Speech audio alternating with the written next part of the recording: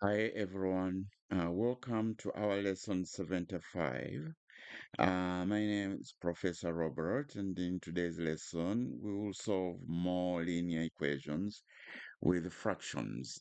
So today we have our example 2/3 p minus 3 is equal to p over 6. So in order for us to get rid of the fractions, we must find the LCD, lowest common denominator, between 3 and 6. And clearly, the lowest common denominator here will be 6.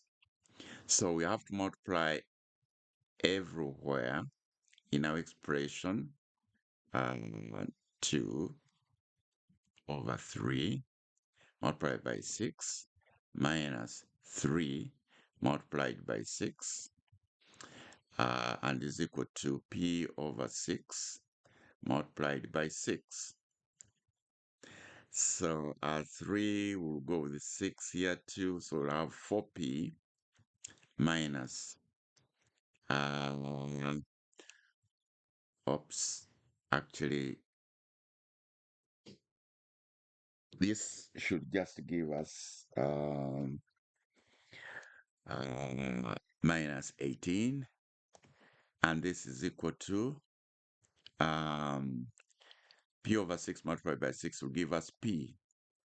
Again, remember we are supposed to isolate p. So we subtract p from both sides, and we remain with 3p minus 18 is equal to 0. And lastly, we have 3p is equal to 18 plus 18. We just add 18 on both sides. Add 18 on both sides. And this is what we get. 3p is equal to 18. And finally, we divide by 3. And we have our p equal to 6. And that now becomes our final answer. All right? Okay. If this lesson helped you, don't forget to like, share with anyone you think needs it, and please subscribe for more algebra made simple, and see you in the next lesson.